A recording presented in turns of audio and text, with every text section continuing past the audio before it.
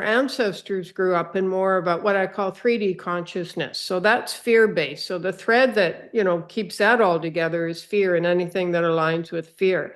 And so that's what's familiar. That's what we've been used to for actually thousands of years.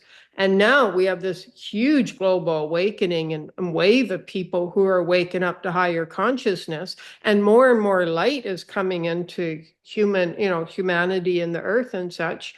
And there are forces that are just like, no, I don't think this is going to happen. Much love and peace to all watching and or listening to Candid Stories of My Soul podcast with myself as the host, Raquel Shelby. From the moment we take our first breath and every experience that follows builds us up and creates the individuals we are today. In life, we will experience both the good and the bad because in order for balance to exist, both must coexist. There cannot be good without bad, nor can there be chaos without peace. We are souls experiencing humanity.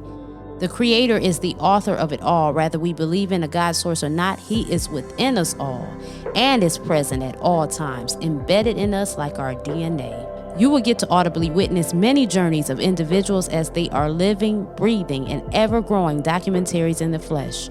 Many will attest to how the Creator was there, and many of these accounts will be mind-blowing. Please share with your family and friends and enjoy the message we have for you today.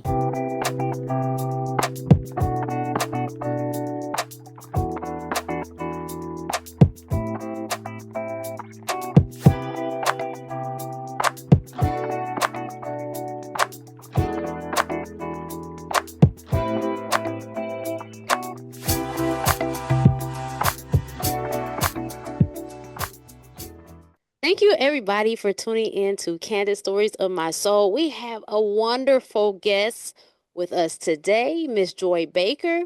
She is a revolutionary spiritual healer and transformational coach who employs a unique, multidimensional approach to help clients break free from generational patterns and limiting beliefs. Using her extraordinary ability to identify and release emotional frequencies, Joy works with divine light and her spiritual guides to clear deep-seated blockages in money, relationships, and personal growth. Her innovative techniques involve communicating with the consciousness of individuals and groups, releasing energetic tensions, and guiding clients toward creating their ideal futures in the new earth paradigm. Joy's transformative work has garnered praise for its unparalleled effectiveness in facilitating profound life changes, making her a sought-after expert for those ready to unlock their potential and step into a life of abundance, authentic relationships, and purposeful creation. Well, stay tuned and we're going to get into it. Hey friend, you can now join my Patreon for free. The link is provided below. So great to be here, Raquel. Thank you for having me. Thank you for coming. So, that is one heck of a resume. You are definitely the woman to go to. So, how did you get into all of this? It was about 30 years ago, and I was working with horses at the time. I mean, the first word I think I ever spoke was horse. Like I just loved horses, and I was working with horses at the time, but at that time I was on the racetrack. The whole business had changed from more of a family-oriented business on the racetrack to more like a business-oriented, which along with that came stress. And so many things were changing. I thought I need to change as well. And just by changing how I was looking at things, I don't know the exact moment when, personal growth, inner growth came into my life, but I started to open up to it and was introduced to network marketing. And I started reading books about the power of the mind and how we are powerful and we have that power within us. And I'd never heard of the concept before. And it was I kept going forward with that. And I started to realize the strength within me. And then when I got introduced to energy healing and energy fields and that, I was just fascinated with that. So I just went right into that. And I realized that the energy is a real key to change.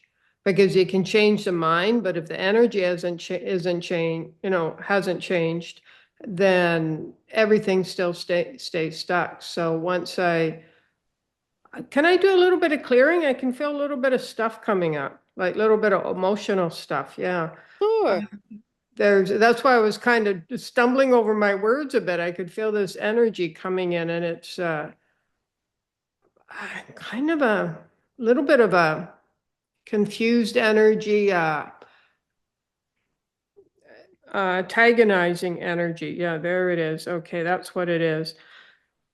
Yeah, even identifying that frequency. So what this is energy that was in the collective. And as we talk about, higher consciousness, what was happening here, this energy was coming in to create almost like a disturbance in the energy field that we're creating. And I could feel that because I was kind of stumbling over my words and I'm going, what's going on here? So that's why I just wanted to ask you if I could clear that in the moment. And so, yeah, just take a deep breath in. There you go. There you go. There's some lighter energies there. Okay. So I don't know if I answered your question or not, but yeah. That, you know what? That is amazing what just happened here. So that kind of answers the questions of when I'm trying to talk or deliver messages, how the stumbling and the fumbling comes. And it's like, what is that resistance, right? In your experience, what do you think that is, or why that comes about? Why the resistance? There's our own resistance, from the conditioning we received and such as kids and then our ancestors, of course. But there's also, so when you're either, us, we're talking or somebody's listening and such, you're moving into higher frequencies. So higher dimensions of thought, of understandings, of emotional resonance and such. And there are, call it forces or energies that don't want us to move into that higher field of consciousness. And what happened just a moment ago there was those energies will come in and almost try to create a barrier or a limitation from allowing us to go into higher thought and higher consciousness. And because everything's energy, and there's these, I like to call them threads of energy, because when the mind can see a picture, when the mind can visualize and has a picture, then it feels safe, because then it understands and then you can move forward. So look at all these different threads of energy, and they're all different frequencies. And we're talking, or somebody's listening to this, or you're talking to a friend about something that's, higher consciousness, higher understanding of, the emotional frequencies, or more of happiness and joyfulness and creation and abundance and flow and such. And we grew up in, and our ancestors grew up in more about what I call 3D consciousness. So that's fear-based. So the thread that, keeps that all together is fear, and anything that aligns with fear. And so that's what's familiar. That's what we've been used to for actually thousands of years. And now we have this huge global awakening and wave of people who are waking up to higher consciousness, and more light is coming into humanity and the earth and such. And there are, yeah, there are forces that are just like, no, I don't think this is going to happen. And so that is when, and often if it's a personal thing and you're moving forward, fear will come up. Or like you said, you're trying to record something and you're literally stumbling over your words. And that is because what you're looking for is a flow of energy, that harmonious flow of energy. But when you are either speaking or, taking action, and you're there can be almost like a force field of energy you're going through. And there you go. I just felt a relaxation there. Okay. Yeah, I just felt the energy field relax there. And say now there's that flow of energy. So basically, it's the lower, denser energies, what we know of 3D consciousness, or some people call the matrix, which is fear based, trying to slow us down. They're not going to stop us, but they're going to try to slow us down and keep us stuck in that heaviness and density. And so keep going forward, no matter, even if you stumble over your words or there's, fear or people are telling you you're crazy to be doing that, take action and go forward anyways. Oh my goodness, that is beautiful and wonderful advice. It really is. So it's safe to say, like in your work, because you do pick up on energy and stuff like that. So it's kind of like you're using like clairsentience, maybe, or how would you describe like the abilities that you're tapping into to pick up on this? I would say probably a combination, but I would say that's probably the main one. I always get the Claire's mixed up actually, but I think that's what it is. Yeah. So the gift I've been blessed with has been able to, just like we experienced there, identify the emotional frequencies or, even in that case, like the force in the field we were trying to create of harmony and flow. And so what I do when I'm working with a person is I'll identify the emotional frequencies that are keeping them stuck or in trauma or fear or something. And then just simply, once that's released, there's a stream of consciousness. And then it's just a matter of following that and bringing them into higher states of consciousness. Okay. So do you ever get like clients that feel like they're under psychic attack or anything like that? Occasionally, yes. I haven't had too many like that. There are some that, yeah, obviously have like it's ancestral and it goes way back. And I've only worked with people like clients like that for a few times, mostly depending on where they're at. See, if we're in fear, yes, we can be attacked, whether psychically or somebody, whether they're judging or whatever. But if we're not in fear, now fear comes and goes. But I mean, when I say not in fear, everybody feels some fear at times. But I mean, not 24/7, just stuck in this unending fear. And when you consciously choose, you know what, it's possible and I'm going to make it through this. I don't know how, but, come on, universe, I need your help. I need your support here. And so you change your thoughts, the words you're using. So it's more possible and it's more of a higher consciousness. Fear energies cannot align with you. Energy, like emotional frequency and energy, can only align to what is within you. And if you're stuck in fear, and if you're in fear of being psychically attacked or energetically attacked, anything like that, you're going to attract that. It's Okay. that because that energy aligns with what is within you. What is 95% of who we are is our unconscious conditioning, thoughts, beliefs, emotions, behaviors, and such, and our beliefs and such. And but that's still within us and it's still radiating out. So now, if you are just like stuck in that fear, you're radiating that out. Well, look at what you're aligning with. Whatever is radiating out from you, vibrating or broadcasting out, is aligning with you. So you're bringing that in. And so if somebody is really in fear of that and they're living their life in fear of that, start asking yourself empowering questions. Like if a person is in fear of something and they're focusing on that and they're saying, if I do this, that could happen or such. Well, that's what you're putting out there. And ultimately, that's what you're going to attract. Start asking yourself empowering questions and say, like, admit to yourself, okay, I'm scared of this. I'm terrified of it. And how do I move forward from this? Do I need to contact somebody? Do I need a piece of information? Do I need to take action? Do I need to start believing in myself and talking myself with, kindness and possibility thinking? And so you want to ask yourself questions to move yourself out of that. Thank you for that. Thank you for that. As you're talking, I'm thinking about you like how people's beliefs and stuff really impacts their results.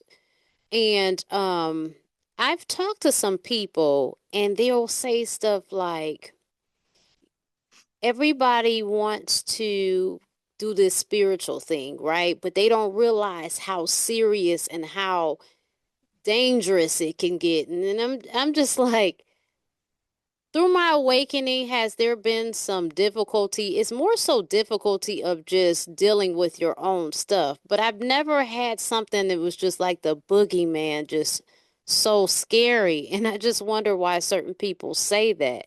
And I'm like, and I've always thought like, well, I think it's just what they believe. Like a lot of people deeply still rooted in religion, Mm-hmm. because religion teaches you about hell and talking to spirits is demonic and different things like that. And they have that undertone, even though they're awakening and getting new information, it's still deeply embedded in them. So they have like this fear.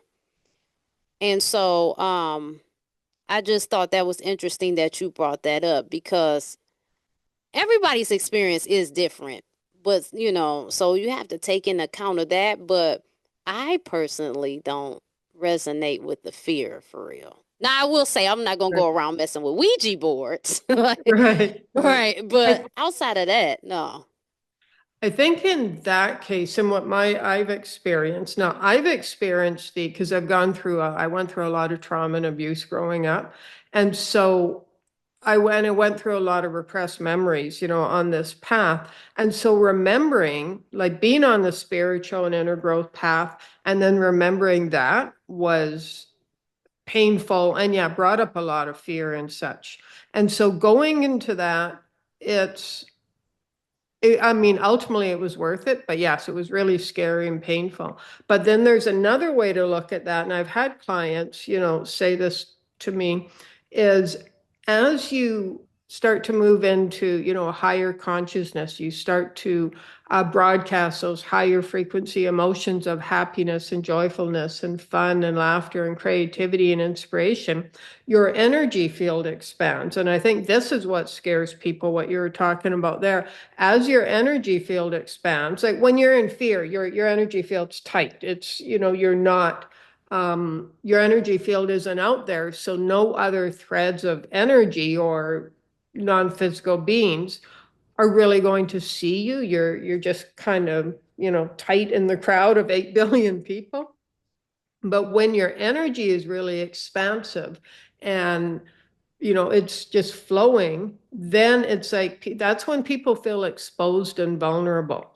And even though it's not our physical self per se, you can feel when that energy is out there and flowing. However, what if somebody's scared to, go to that place?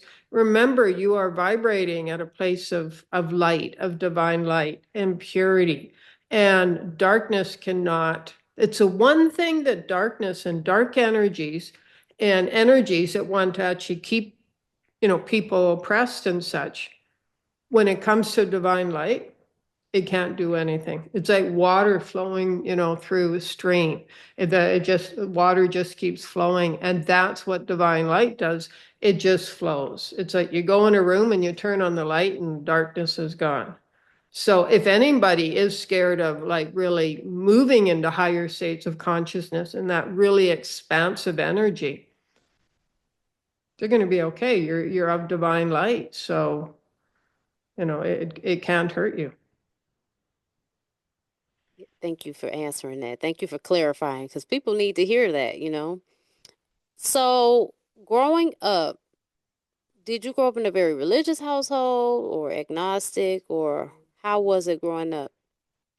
I wasn't religious. I mean, I did go to church for a couple years because I was guilted into it. It's just guilt. I never really wanted to. I never believed in the whole premise and such.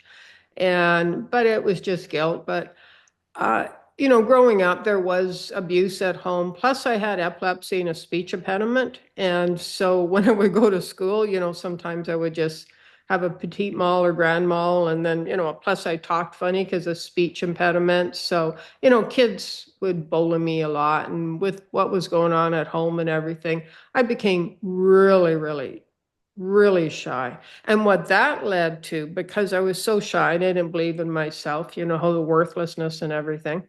And I didn't think I could make money. We all need money to live in this world. And once I left the horses, I had no idea how to make money. I didn't think there was anything in the world besides horses. And so I made just enough money to get by, and I ended up going bankrupt twice. And both times I went to a debt consolidation, and both times they told me, you don't make enough money, you have to go bankrupt. I'm like, but I don't want to. And they're like, no, like they wouldn't take me on. They sent me to bankruptcy. And it wasn't until I did 20 years of really intense inner work on myself. And then I started doing this full time. I believed in myself enough. I valued myself enough. And that's when, once I believed in myself enough, my worth and value, and I started following my passion, because I knew for 20 years I wanted to do this. That's when the money situation started to turn around, because see, money is attracted to those that value themselves and want to share that value. Money is attracted to a creative, inspired energy. The reason being is because money, like money in the human consciousness, has become, mucked up, and it's kind of dirtied up. And we think of money as not, many people think of it as not good, or they struggle and they just stay in lack and scarcity. And yeah, I went through a lot of, well, two bankruptcies, so a lot of years of that. But money in the divine space is simply a frequency. It's a divine frequency. And so when you are following your heart and your passion, it's the it's not quite as simple as the money will just follow. Yeah, you've got to take action and you have to put it all together. But when your heart is guiding the way, people are attracted to that, and they will, and then your money situation will improve as well. And it's never about the money. I actually love working, with money issues, because it's never about the money per se, because money is simply an energy. And actually, I just want to mention this. Imagine there's $100 bill on the ground. Just imagine there's a bill on the ground. And if you imagine it and you look down at it, it's just there. It's not doing anything until it's picked up. So if somebody picks it up and goes and does something, not good, no, not good, not kind with it, or buys drugs or harms somebody else, that has nothing to do with the money. That's the person. If you pick it up and do something good with it, or you spend it on yourself to, self-care, you are enhancing the consciousness of yourself and others and the money. So money itself is never bad. It's not money that will keep you in struggle. It's a consciousness that you believe around money. Okay. Yes, that's another thing that people need to hear. They do need to hear. So you've decided that you have this thing you want to do that you're passionate about. So what steps did you take to do this, or did you just lead your heart and then people started to show up and point you in the right direction? Like, how did this go? No, but wasn't quite that easy. I did after I left the horses, and there was 20 years before I started doing this full time. Like I said, I did really intense inner work on myself and really studied energy and different modalities and that. And I would, every now and then, I'd work with somebody just for free. That's usually how we start out, just do work for free for somebody, with somebody for a little bit. And at one point, I did have a part-time, I was just doing Reiki at the time, part-time business for a few months. But then, I ran out of money and I had to go back to work. My telemarketing or cold calling was my go-to survival job. I just had a lot of survival jobs because I knew I wanted to do this. And there was a couple other times I would quit some, job or telemarketing job, and I'm going to do this full time. But I just ran out of money. I'd last for 3 or 4 weeks, and I'm like, I got to get a job, because you have to have money. And it was actually 2 years before I got on my first show, which was September 2016. And I was out hiking, and I ran into a friend of mine, and she was talking about somebody who was a speaker, and my friend said, you ought to start, doing interviews and going on shows. And I just laughed and said, yeah, that's not going to happen. Like so often we get this big idea and we're like, not going to happen. Who am I? I'm not worthy. I'm not good enough. Not possible. Those are all my thoughts. And then I started saying to myself, she put the idea in my mind. It was like a seed, just like you put a seed in the garden. She put the idea in my mind. And then I followed it up with saying, you know what if that's possible? What if it's possible? What if it's possible? And I started saying, what if it's possible? Like a mantra. I actually recorded into my phone for 20 minutes and I would have it playing, if I woke up in the morning, went to bed at night, I would just, when I was walking or driving, I'd say to myself, what if this is possible? What if it is possible? Just like a mantra. And my mind at first would come in and go, these are all the reasons why it's not possible. And I would bring myself back on track. Or what if it is possible? And sure enough, I was working with a client. She was just giving her a few free sessions. She was actually suicidal when I started with her. And she liked my work. So she said, I know the co-producer of this show. Do you want me to send them your information? And this is a key point, because I was ready, I had been saying for 2 years, well, what if this is possible? In other words, what if something greater is possible? Because I was ready, psychologically, I've been preparing myself. And, for 20 years, I'd done the inner work. I said, yeah, here's some information you can send her. And I really didn't expect anything to happen. And maybe in a year's time or whatever. Well, a couple months later, she called me to be on the show and then just went from there. Now here I am. Wow. Wow. But Talk about that divine timing. that's key. I said yes. And anybody who's considering making a change, remember that. Because I've had clients, I've offered them, suggested different things, and they're like, no, I'm not ready. And it's like, well, when are you going to be ready? And they just keep putting it off. So, but what if it's possible? See, what if bypasses the resistance of the ego mind? And as you say, possible, the word itself, possible, opens up your energy field and expands your consciousness. So the more you say, what if it's possible? Because the mind's like a Q&A. We're always unconsciously, asking questions and answers.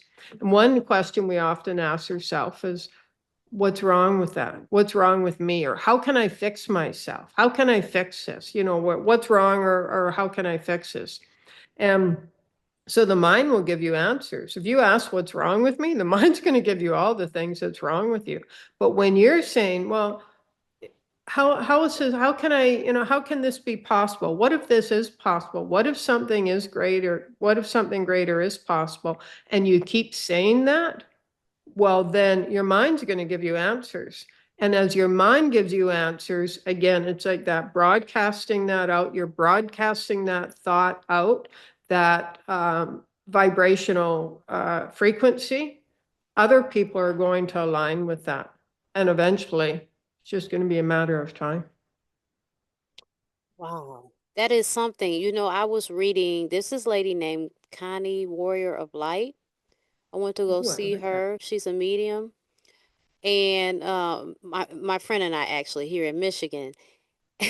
And she was like, I was so drawn to you guys. Like, I just wanted to say something. I said, well, we both read and we both practice mediumship.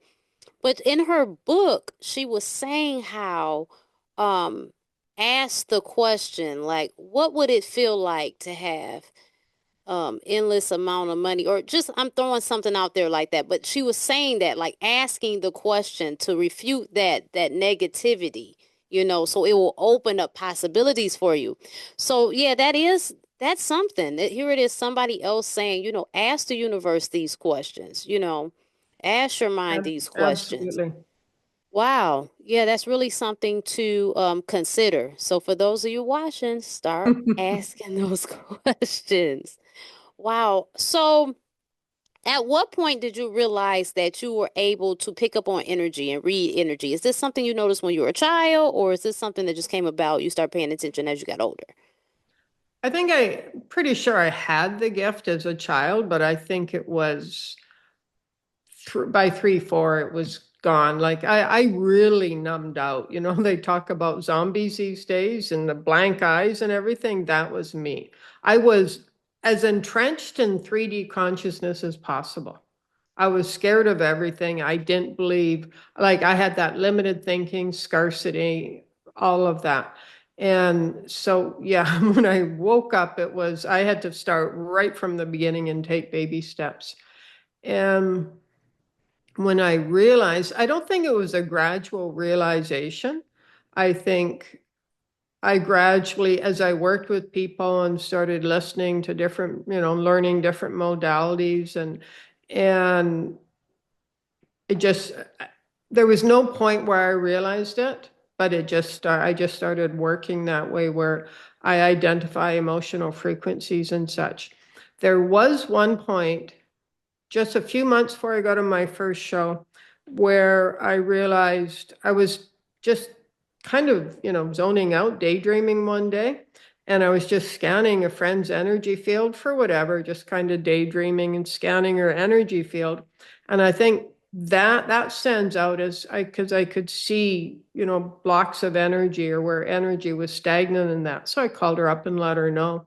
And then I just kind of went from there and at first, I actually just started out with a scan of a person's system.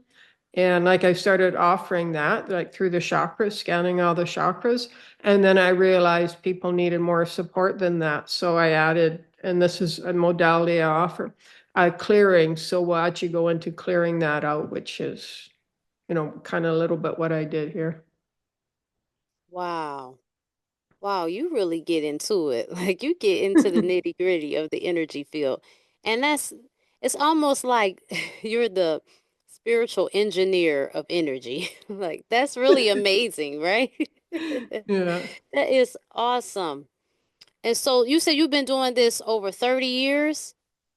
I started on the path 30 years ago. I started doing this. I committed to it. Like I left my last job and said, okay, it's time in September 2015. And it was like I knew I had tried before, for a few weeks here and come up with brochures and pamphlets and done little things here and there. But in September 2015, I left my last job, I quit it and said, this is it. Like it's going to work one way or another. And I just committed and didn't look back. Wow. And so the reason why I hashed that was because you were starting this. See, all of the talk about these things are more like now. I mean, there were different people that talked about it, but it wasn't prevalent. And then the internet wasn't as pronounced too. So that's amazing that you got to jump on things, so to speak. That's amazing. Oh yeah, Like, when I started out so I guess that would have been October 94 when I was really first introduced to it. So 30 years ago. And and like everything was in person and it was, which I mean, there still is, but you just didn't have conversations like this or access to, higher consciousness speakers just wasn't available. So you went to podcasts were just starting to come up. And it was my dog is listening. He just woke up here. And so, yeah, and then as the internet really started to take hold and that just opened everything up. And so, which is awesome because it's, so many more people have access to this. yeah. I mean, you know what? To push through in just the time, like I said, even this time you started, that's amazing in itself. But actually, I feel like the in person too. I wish they had more in person things around me. A lot of stuff is on Zoom, Yeah, and you're connecting with people all over the stage, which is awesome. But where I'm at, there's not a lot that I see that we can connect in person. Yeah, sure, the energy flows over the virtual, but it's something different about in person. It it really is. is.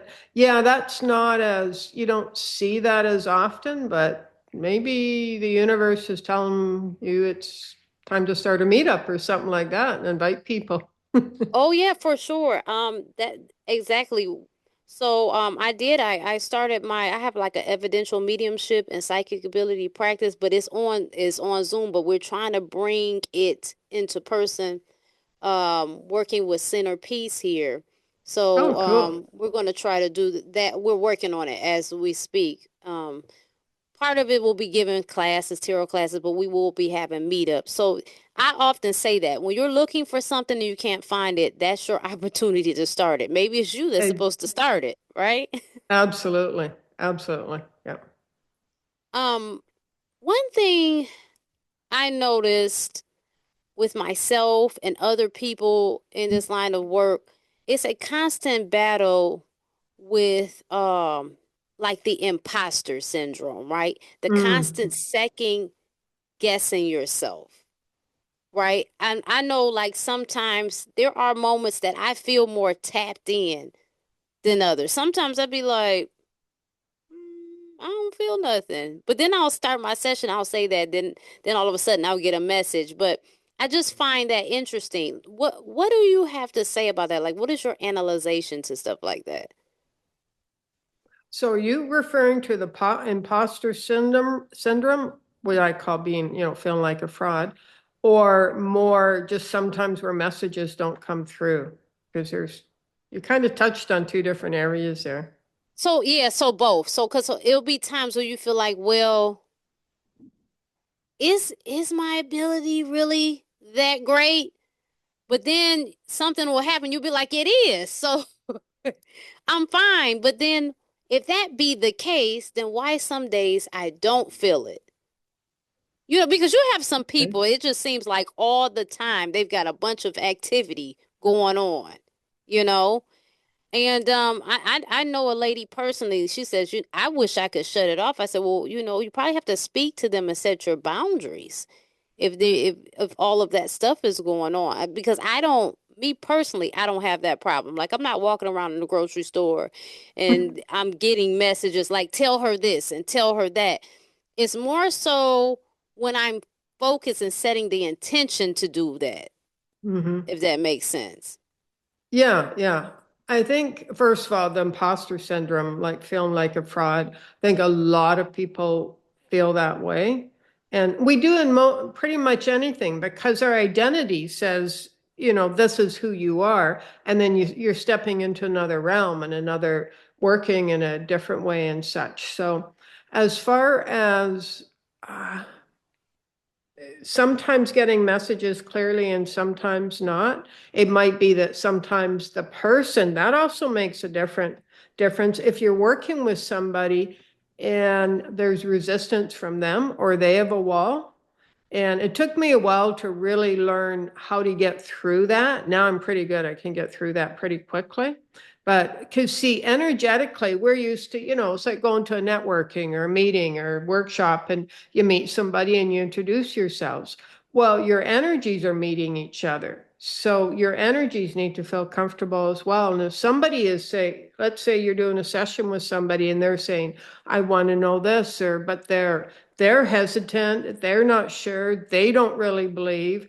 They're like, yeah, I'm here, but I don't think I'm gonna, hear anything or receive anything. You've got to work through their resistance as well. So that's one. And the other is if you're doubting yourself, then just I would suggest if you feel like you're doubting yourself, or maybe I'm, not quite yeah, if you're just doubting yourself, just do a better clearing beforehand and, Okay. really center yourself. And I always, before I work with any clients or go on any shows or anything, I always ask the universe to ensure. So I set my intention beforehand and I ask the universe to ensure I come from a place of gratitude, acceptance, kindness, compassion, understanding, divine love, and such. So if you're so I'm working with the universe to ensure that I'm out of my own way and my intention is always so even if my words are not quite right, even if I don't phrase it quite right, the intention is always there. And I think if the intention is always there, even if the words are such or the message isn't quite right, they're going to receive that energy. Okay. That makes a lot of sense, and that's some good advice.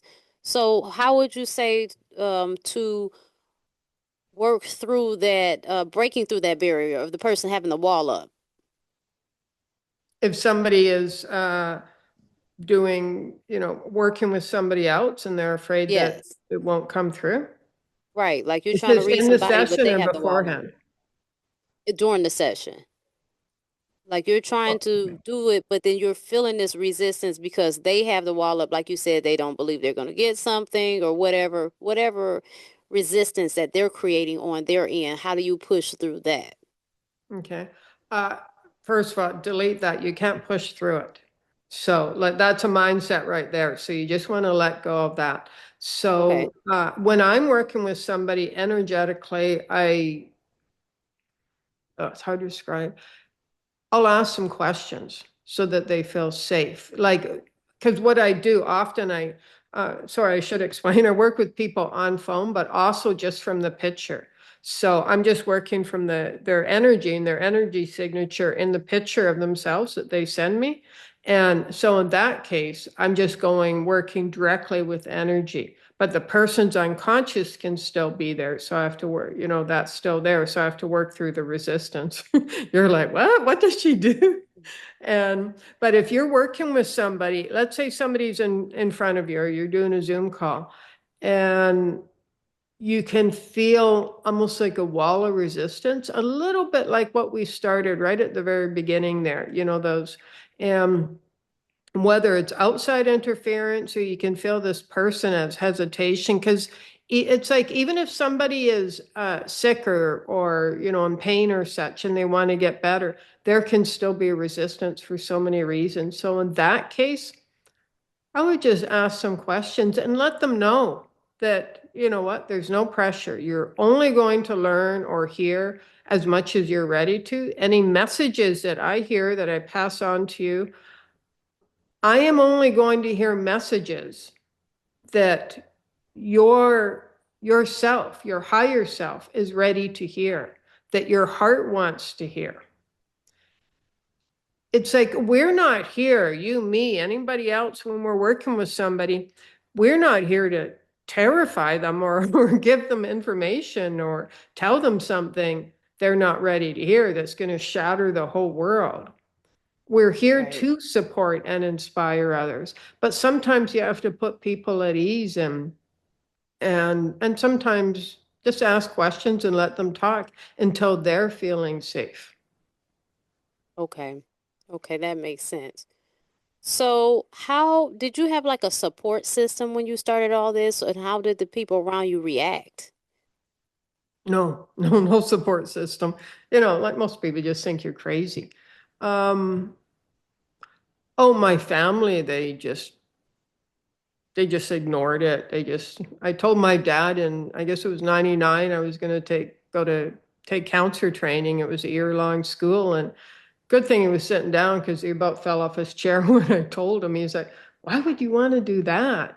So no, I didn't have, my friends were, because they'd known me when I was working through my stuff and really messed up and scared and shy and that, they, I mean, we were friends, but I don't know if anybody ever really, they didn't say I couldn't do it, but it was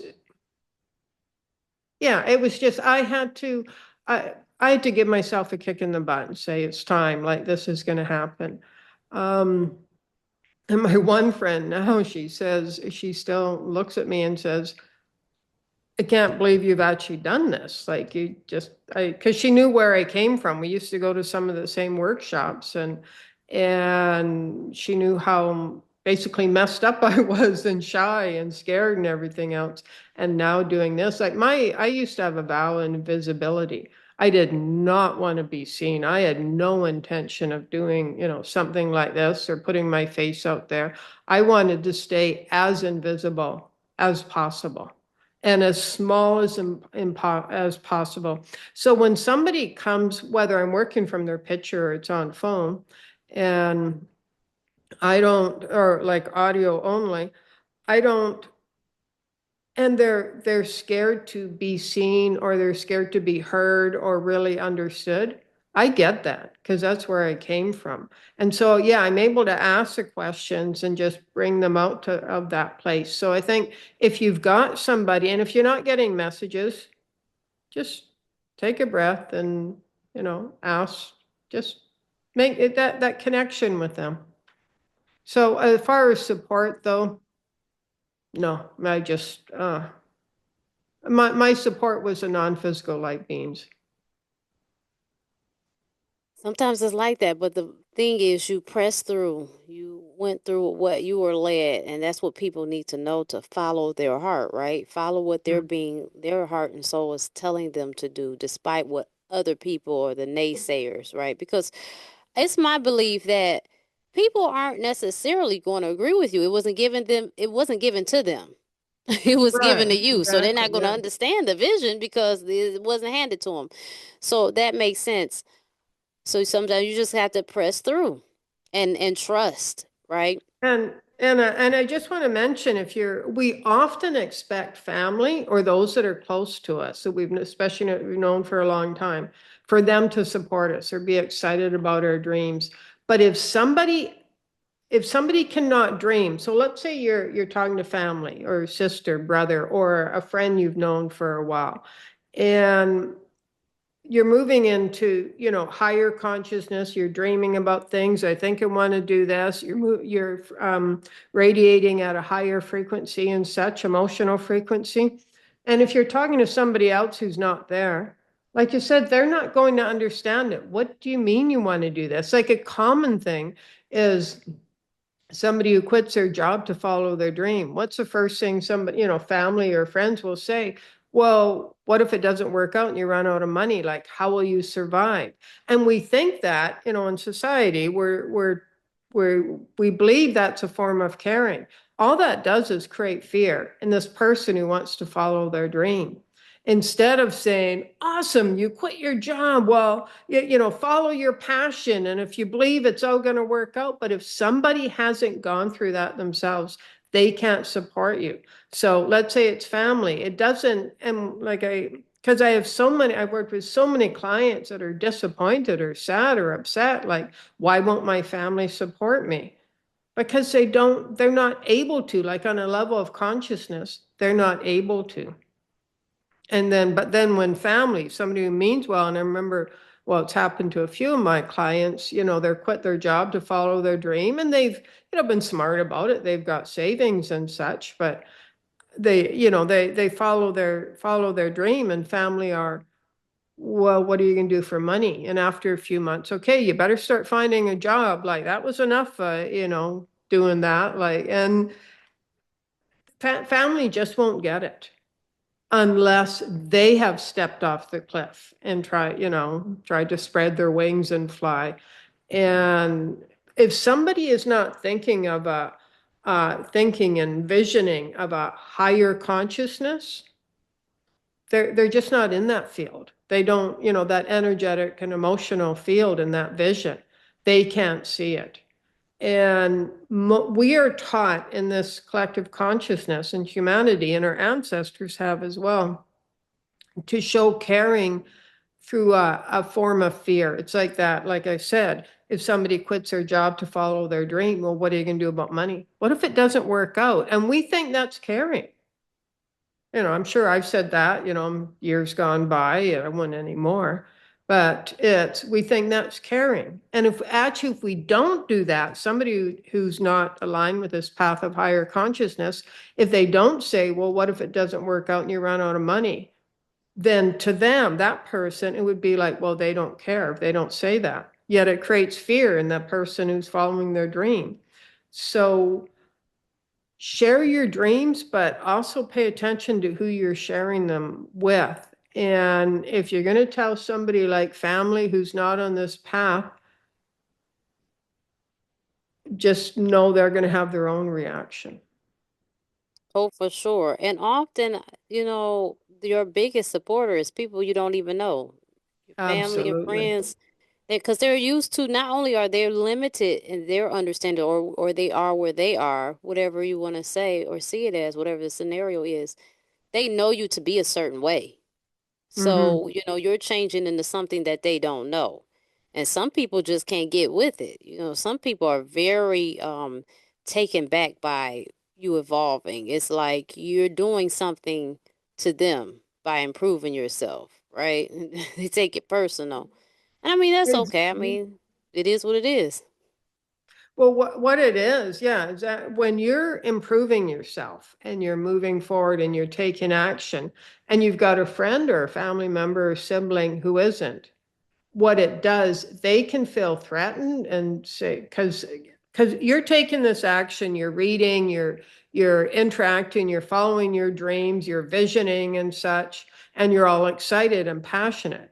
And now you've got, say, a friend who's just kind of stuck where they're at, nothing really changes. Well, then they have to start asking themselves a deep question. They have to start saying, well, so and so is always, I've always known them as this, and now they're this. Well, and most people don't like that. They don't want to ask themselves the deeper questions. So often, that's why often people will lash out or say, you can't do that or such, because they want to bring you back down to their level of consciousness and frequency and such. So, but anybody who has been disappointed or given up or has become stuck because you expected somebody to support you and they didn't, just bless them, free them to their highest and greatest good, and let yourself move forward and let yourself be free to live in alignment with your highest and greatest good. Wow. Yeah. That's beautiful. That's really good advice, too. Often, sometimes I've noticed, this is personal observation, people go into fields that subconsciously kind of to develop themselves in a way. Like, for instance, it's like people that never felt like they were supported or they wanted someone to rescue them. They might become counselors or they might work in child protective services. And, some of these systems, the intentions start off right, but it'd be a whole nother beast when you get into them. But you try to be the hero that you didn't have. Mm-hmm. So, with that being said, when you got into this, what type of beliefs or biases or feelings did you have that you noticed that you have evolved and expanded just by doing this work? Like, or have you like really taken note of that you could speak to? Uh, so you mean as far as like working with others and Yes. yeah, many people, and I think I did it. I'm sure I did at the beginning. Get into this because they want to fix or save others or rescue. That's really, really big. But so I'm sure looking back, I had that to some extent. And this is after 20 years of working on myself. I'm sure I was still coming from that perspective. Probably not so much by then. And it's probably why I wasn't able to start this as a business until I did. Because when you're coming from that place of, so, like you said, many people, well, I think anybody who gets on this path, you've gone through something, some kind of trauma or abuse or experience, which has launched you onto this path of higher consciousness. Because otherwise, you wouldn't even ask the questions and, do that searching and such. So, like you said, many people want to be saved or rescued or fixed. And it's easier. We're taught in this 3D consciousness to sit back and let others rescue us. Look at the past, several years. Just do this and everything's going to be okay. The governments and powers that be told us that. Whether it was right or wrong, this is not about right or wrong or anybody's, like decision. But it's like, we will save you. We will look after you. We will rescue you. We're used to that. We're taught that. And we became really complacent in that. It's like just doing the same thing and it's all going to be okay. And somebody else will look after us and such. So yeah, you get into this work and that consciousness is there anyways. Plus, so let's say somebody's hurt and wounded. If they're still in that place where I just want somebody to rescue me or save me, or if they would just come in and say this or do this for me, then everything would be okay. Yeah, because that part of us still needs to be healed. Yeah, we're going to want to work with others, or we will work with others from that place. But when you come from that place of fixing or saving, like working with either expecting it yourself or working with somebody else from that place, you're coming from that. When you want to fix or save somebody else, you're actually, or you want that for yourself, it's actually coming from a place of feeling you're disempowering them. You Mm-hmm. can't, because what you're saying, let's say you want to go in and save somebody. They're going through, and this is common, especially among, empaths and highly sensitive in that. You see somebody who's struggling. And there's nothing wrong. I mean, take action and support them. It's one thing to support them, but when you want to fix or save them, fix their situation, like fix, not support, fix or save them, what you're actually saying is that person is not able to take care of themselves. So they need somebody else to, in other words, you're seeing them as powerless and you're seeing yourself. Now your heart's in a good place, you're coming from a good place. But really, anybody who's doing this, whether, as a professional or client or just, with society as a whole, really look at that and look at the way I'm looking at this situation or this person. Is this empowering them? Or is this actually, the way my whole thought process is it more disempowering? You're coming from a good place. The intention is to come from a good place, but go even further with that. Ask like a higher consciousness question. And I don't know, I forget what your exact question was, but yeah, many people will come from that place. And I think in the beginning, I did to some extent, but not too much. If I had started, say, 10 years earlier, yeah, I would be much more in that, saving, rescuing, fixing place than I was when I actually, said, okay, it's time to do this full time. Okay. And with that work, like how did you see yourself grow and evolve through working with others? Like what are some of the things that you learned? Maybe you've seen a reoccurring thing, let's say with relationships, right?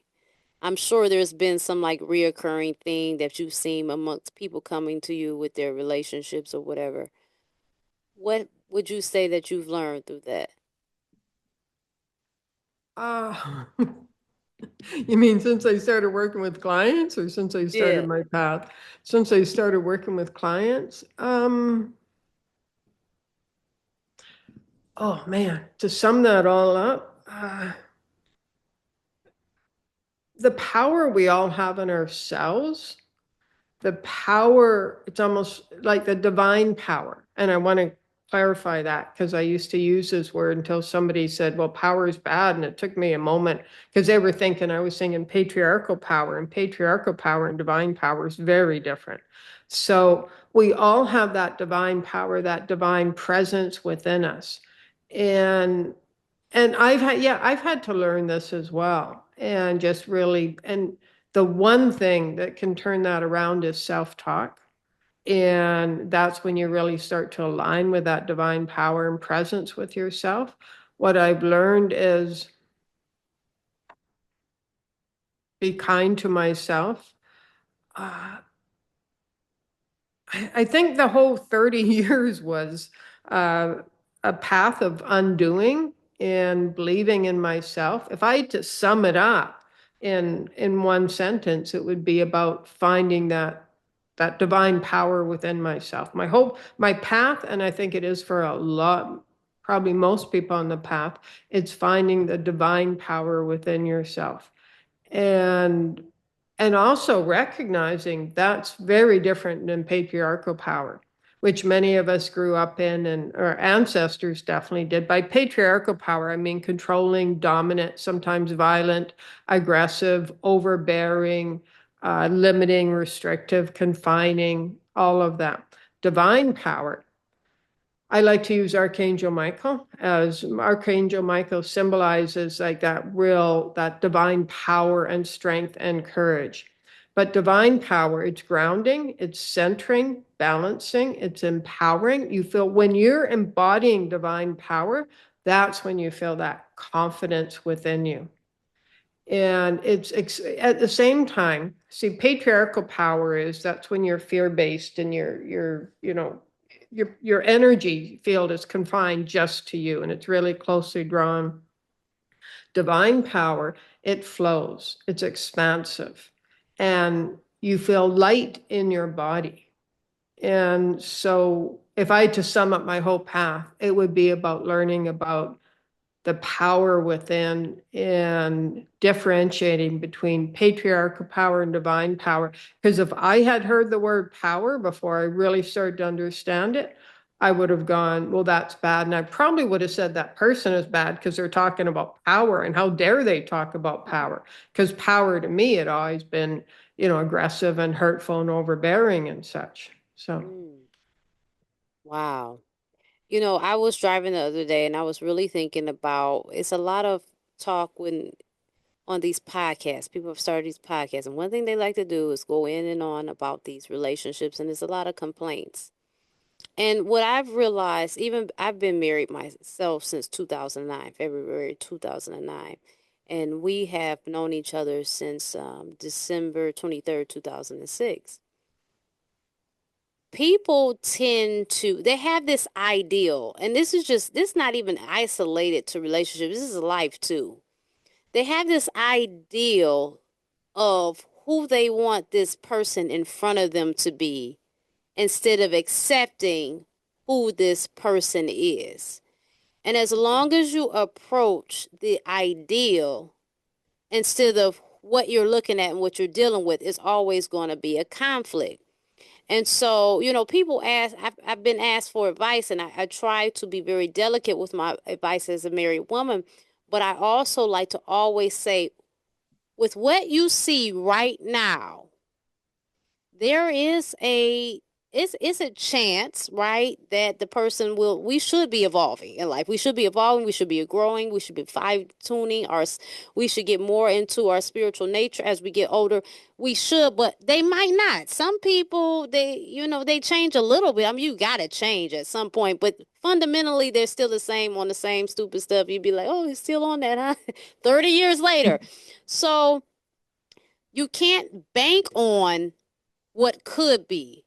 This is what you see. Could you live with this for the rest of your life? And overall, I just feel like as a collective, we need to work more in acceptance. And what we cannot accept, then we need to walk away from. But right trying there. to Yeah. strong arm people to be who we want them to be for us, I think it's very arrogant, and it's not fair to them, and it's not even fair to yourself because you're setting yourself up for failure. So that's one of the things that I've this is just something that like, it's so as a matter of fact, but it's like it actually clicks. Like, yeah. I think what you said there, Raquel, is accept accept it. And if it's like in relationships, accept the other person. But if you're wanting something different, like if you want to grow and if you want to grow in a different direction, they're either not growing, they're stuck, or they're growing in a different direction. Accept that and set them free and set yourself free. So it's two people are going to change, or often, like one person will change and the other person stays stuck. So that's when, you can get angry at person, get angry at the other person or upset. And but eventually, they realize like this person isn't changing and it's time for me to move on.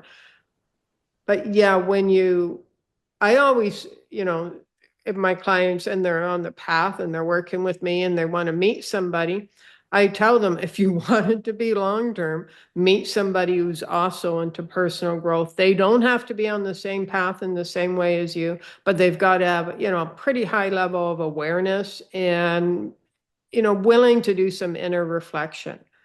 Yes. And because those two people can grow together.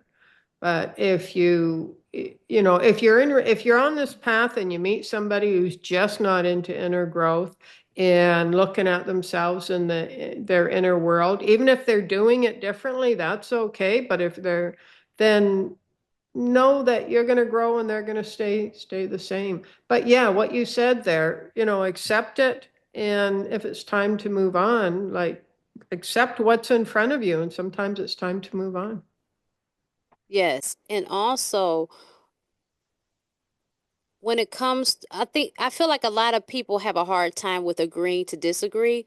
So it's like just because we're having a conversation, sometimes people want to pull you into their understanding of things. And if you're not seeing that, there comes the argument when it's just unnecessary.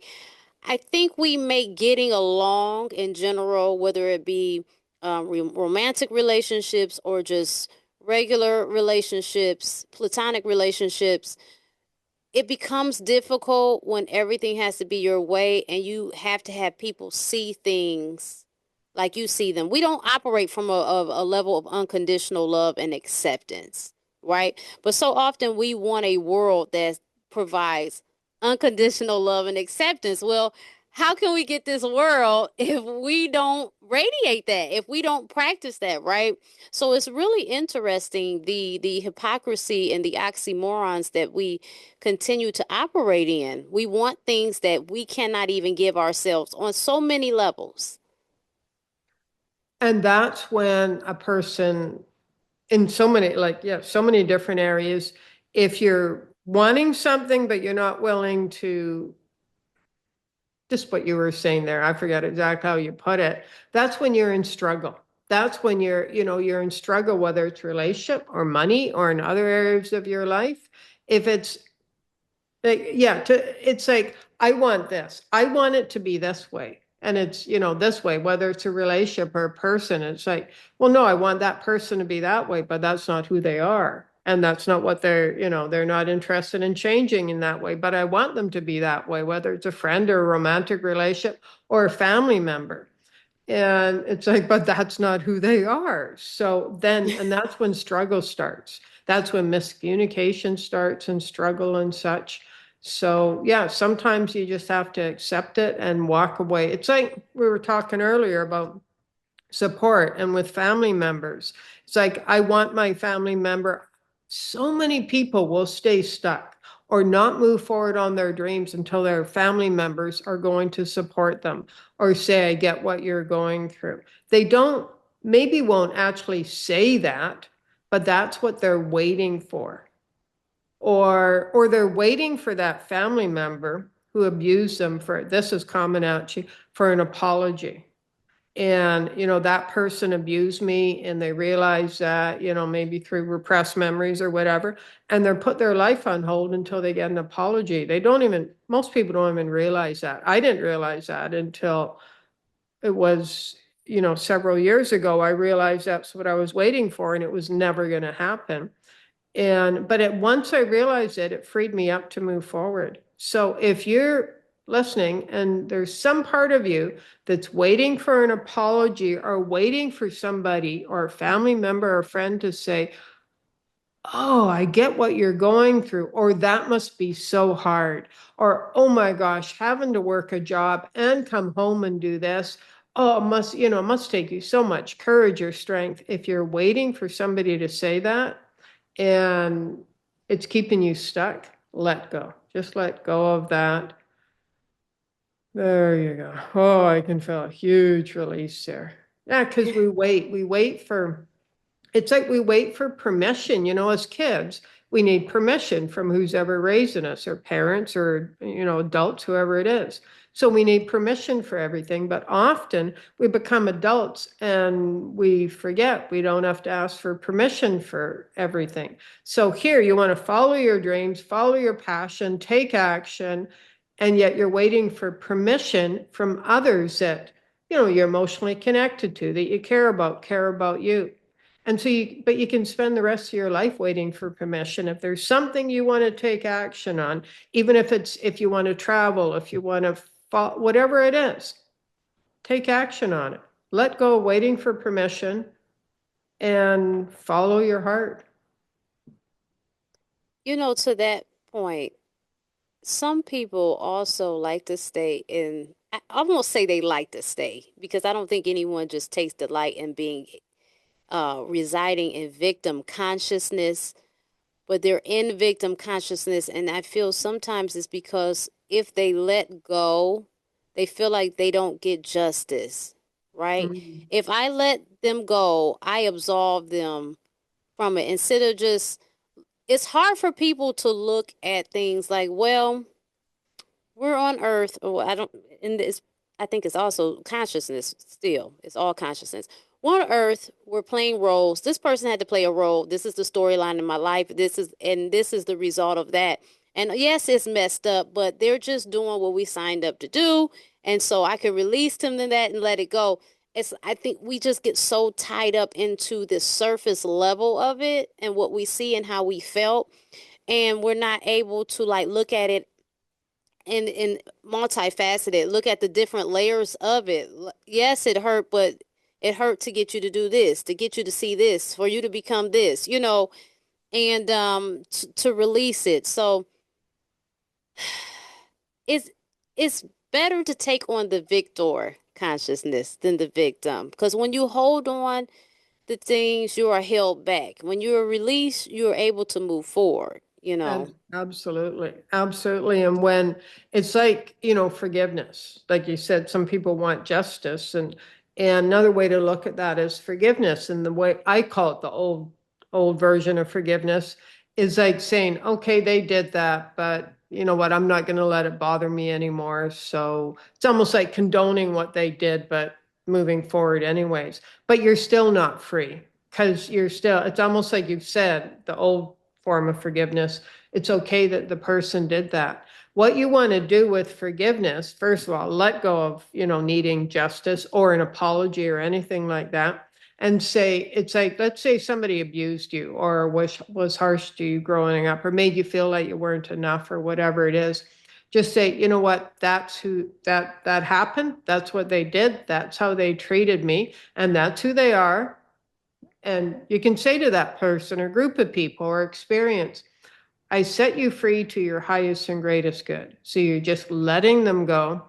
And then you take action. And in that way, you're stepping into your courage and your power, and you're taking action and you're freeing yourself up from that. But yeah, like you said, if somebody wants justice or if they're still stuck in that, I got to figure out how to get back at that person or make them pay. Well, I think by now, like, you're just going to stay stuck. Yes. Now I do understand that I mean, there's some horrific things that happen to people. People held captive and tortured and stuff like. I could see that being very difficult, and I want to make clear to those watching, I'm not even speaking to those things because that has got to be Hmm. a different type of feat to get over. But I'm speaking over stuff that just my parents gave me too many whoopings, or yeah, I mean that's crazy. It's wild, crazy. It was a time that abuse was okay. They thought it was discipline. It was abuse. We're past that. But I think people also need to understand that we have to take in consideration of capacity and awareness, right? So some people don't have the capacity to do all the Hmm. things that you need them to do. Like your parent, let's say parents for example. Your parents did the best they knew how to do within their capacity and their awareness, right? Because Hmm. one thing about truth and knowledge, you're convicted by it. So it's going to change you in some kind of way. It's kind of hard to know better. Your consciousness and the way you move have to line up. That's why people sometimes, when they're going to do something, they have to find a reason to do it. So they're able to do it. Because if they Hmm. feel that uneasiness, they can't do it. So when you have this truth that comes in and this awareness, it gives you a conviction. And I think we don't look at it. We're just looking from our scope of how we were the pain was inflicted on us, right? So I just think that is something that people need to take in consideration as well. Yeah, yeah. And I think you made some really good points there. And one is, I think for a while we all go down, especially when we've gone through a lot of pain and trauma and abuse, and that you spend some time there. And, that's okay to spend some time there, however long it is, whatever you're going through, and have compassion for yourself and the child within you. I'm really big on inner child work. I never used to. I used to think the whole thing was goofy, but now I'm really big on working with the inner child and have compassion for yourself. But eventually, like you said, you want to have a reason to move forward, because if you don't have a reason or a why to move forward, like something you want to move forward to, then you just stay stuck in the pain. And if you look at it energetically, it just keeps looping. You just keep going through that loop. You keep staying in the pain. You come out of it, you go back in the pain. But as soon as you have something, a vision to move forward to, or a why or a passion, and you know why you're doing that, the reason, then instead of, so you go through the pain or trauma, whatever it is, and you come out and you go, oh yeah, I want to move forward towards that. And the energy, energetically, it starts to release. And then your energy, field and your consciousness starts to expand. So that is a key there, is why do you want to even listen to this? What's your reason for moving forward? What's your reason for, tapping into your courage, and even can take an action, whether that's sending an email, whether it's looking something up, whether it's making an appointment with somebody, whether it's having a session, whether it's, quitting your job, saving up money so that you can launch your business, whatever it is. What is your reason for all of that? Like myself, I want to be able to, I want to wake people up to the power and the divinity and the purpose and passion within themselves, so that we all can live in a better world. And yeah, it's going to take time. I'm sure it'll be, out of my lifetime, to be before things really start to turn around and we're at a higher frequency and we're living in the light. But yeah, eventually that's my vision. And so I want to inspire and support people. That's why I do this. And there's like the techie stuff. I don't like the techie stuff, like you said, technology, internet was not around when I was growing up for most of my life. But when I learn enough techie stuff so that I can do what I'm passionate about. But if I wasn't passionate, if I didn't know why I was really doing this, I would never step into that whole techie area. Just not my thing. Yeah, I get it. I get it. Sometimes when you're not used to something and you really, I get it. But you do things when you have to. You adapt. Hmm. Now I have this question. You brought up inner child work. How do you suggest one work with their inner child, or what are some tips that you could give to work with the inner child to heal that? Okay. Yeah, the most important relationship you ever have with yourself is with yourself. Because the more balanced, centered, grounded, and empowered a relationship you have with yourself, then you're radiating that out and you're going to experience that with others. So here's an exercise anybody can do. And it's kind of old school, still works great though, because what you're doing is you're giving the inner child a voice. Because usually, as kids, we're not listened to, we're not heard. And if we're not really connected to the inner child, it's like your adult is talking, but the inner child still doesn't feel heard, which is you, of course. So what you will do is get a few pieces of paper, 3, 4, 5 pieces of paper. You get a pen and you get some crayons. And so what you do with your dominant hand, let's say it's your right hand, it's your dominant hand, you pick up the pen and you ask a question. So the question can be anything. It can be, why is the grass green? Something really simple. Or it can be, how can I start, how can I become happier? It can be, how can I have more money in my life? Whatever it is. So with your dominant hand, write out, pick up the pen, write a question. And then with your non-dominant hand, you pick up a crayon, any color, and you print the answer, the full answer, not just yes or no. You print. This is why you want to have many pieces of paper, because if you're not used to printing with your non-dominant hand, it might take up, it's messy. It's going to be messy. It's not about it being neat. And then, so what you do, so you answer that with your non-dominant hand with a crayon, then you pick up your pen with your dominant hand, you ask another question. So you follow the theme of the question. And then again, non-dominant hand crayon, you print out the full answer, and you keep doing that until you feel like you've pretty much answered, that original question. Go as deep as you can. The purpose of that is one, you're giving your inner child a voice. So whatever they want to say, they want to swear, cuss. I mean, eventually you get to a point where you can just have a conversation with yourself, a really deep conversation. But you're giving your inner child a voice. But it's also as kids, so you're going back to your childhood. Generally, as kids, you've used crayons and, crayons if you can, or colored pencils. So you're going back to a time when you were a kid and you got to play with crayons and then printing with your non-dominant hand.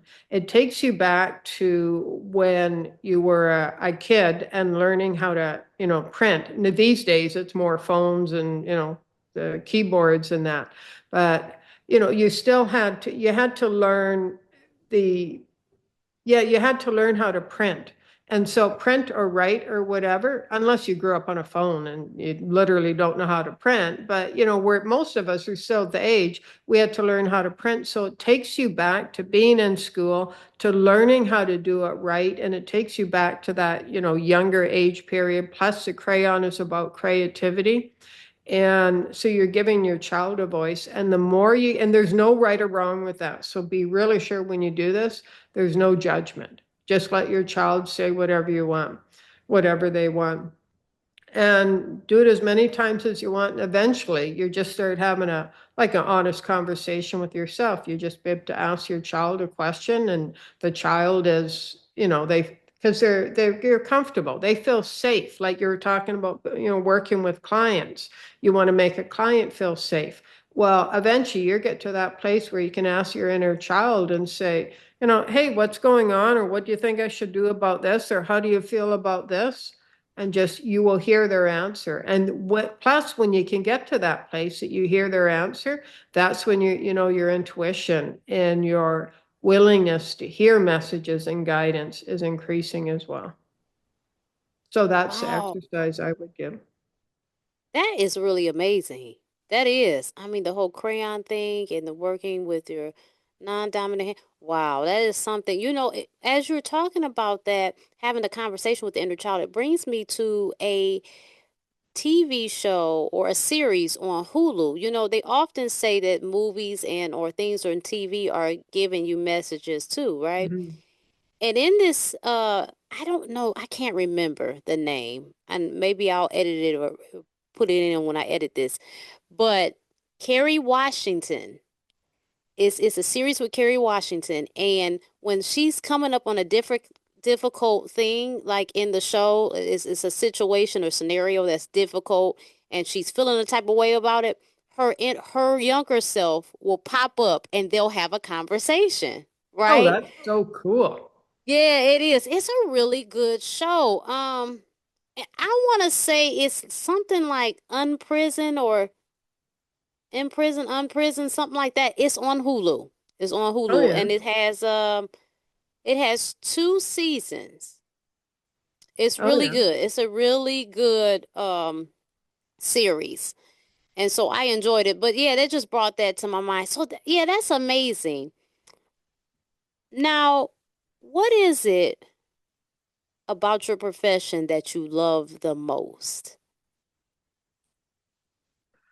Uh, well, inspiring people, supporting them. When I work with somebody who's stuck or in trauma or doesn't know how to move forward or just kind of feeling like, what's the point of it all?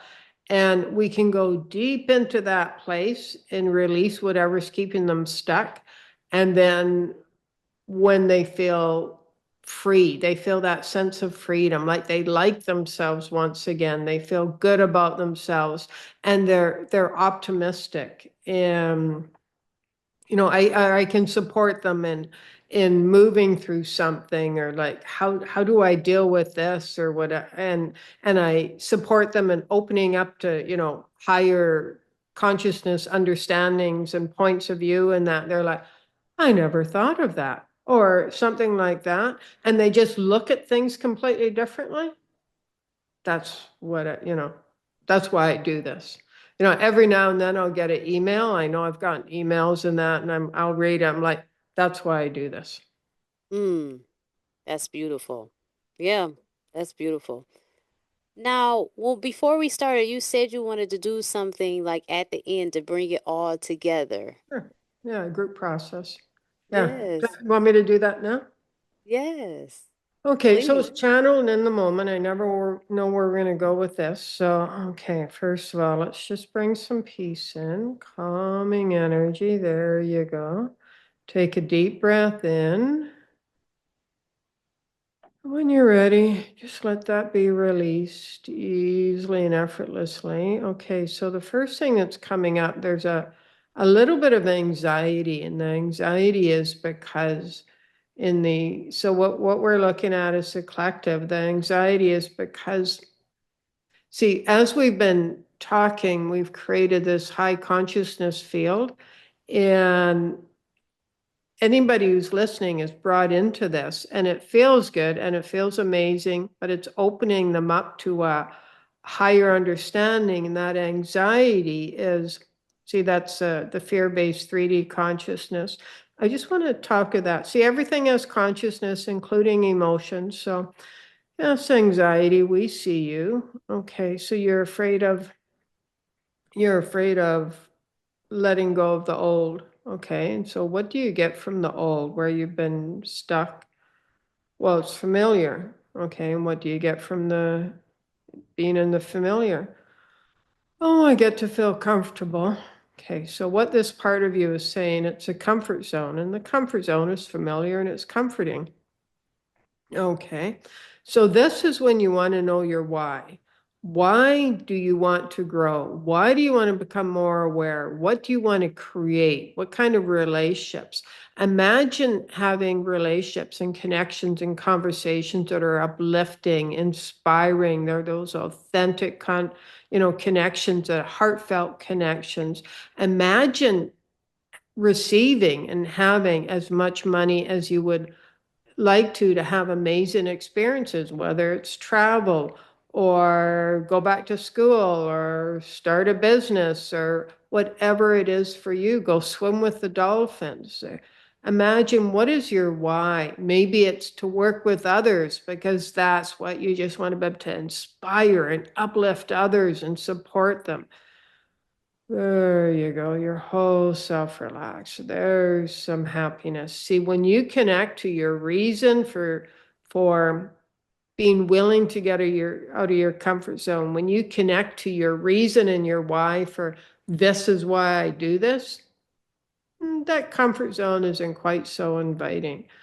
There you go. And the anxiety is just release. Now there's some calmness there. So just let yourself, your entire mind, body, spirit, soul flow in calmness, harmonious peace, ease.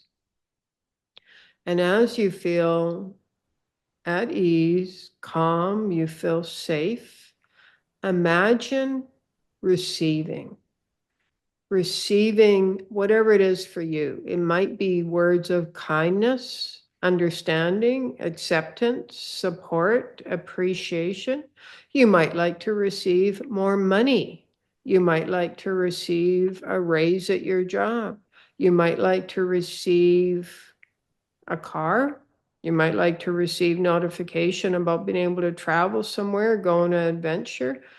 What would you like to receive? There you go. Maybe you want to receive the energies of peace, expansiveness. Maybe you want to receive energies of higher awareness, of support. Just give yourself permission to receive. You can actually even say, I give myself permission to receive. You know how to give. And now it's your time to receive. So just allow yourself to receive. Because as you receive and you receive with gratitude, then you are free to give with appreciation and gratitude. And as you receive and you give, and you be in that flow of energy, you will feel and experience that harmony within your life, that harmonious flow. There you go. Just allow yourself. to align with and to be, to feel and experience that harmonious flow of giving and receiving, receiving and giving, of feeling grounded, centered, empowered, at peace. Mind, body, spirit, soul, the child within you at peace. Takes a deep breath, just lets go, and you are at peace, feeling relaxed, safe, and at ease. Soshokabasa wala soshoko tukabase babaka wala soshokabasa wala ka soshokabasa wala ka soko soshokabasa babaka takabase babaka wala soshokabasa wala ka. There you go, my friend. Namaste.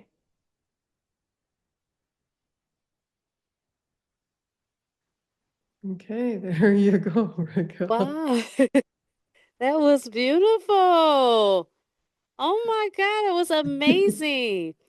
You guys make sure you book a session with her. If you would like, please tell us how to get in contact with you, your website or your email or however that you have it.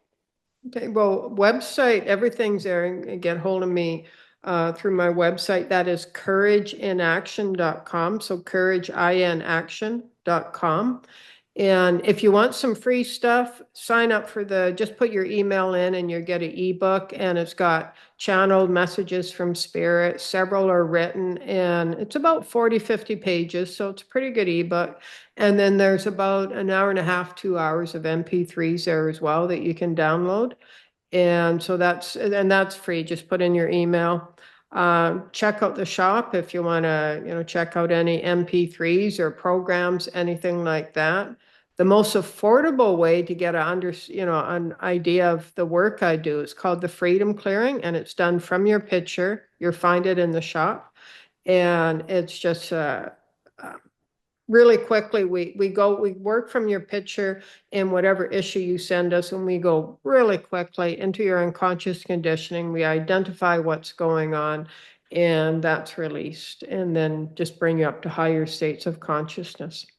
So yeah, that's where. And my email, if you just want to contact me directly, it's joy@courageinaction.com. So it's the same as my website, but it's joy@courageinaction.com. You have an amazing ability, an amazing gift. And I appreciate you so much for coming on the show today. This was really a pleasure, right? It was really great, good Yeah, flowing okay. conversation. I feel like Thank we you for touched a lot of having ground. me. Yeah, thank you for having me on. And this, you know what? We just met each other and, started the conversation. This is what it's like. I think everybody's experienced this and age is, doesn't make any difference, where you're on that, that same wavelength, and you're looking for those authentic, inspiring, uplifting conversations and connections. And this is a great example of that. Like, just start asking some amazing questions and listening and looking at it from more expanded points of view. This is what happens. Yes, it's beautiful. The flow was beautiful. And I thank you so much for coming on. I'll have to keep in Thank you. touch. I Yeah, appreciate you and continue the wonderful work and being just a big ball of radiating love to the universe. thank you, Raquel. Thank you so much. Thank you guys for tuning in. Make sure you subscribe and share this with somebody. You don't have to share it with somebody you think won't receive it, but share it with someone you know who needs it. Love you guys and see you next time.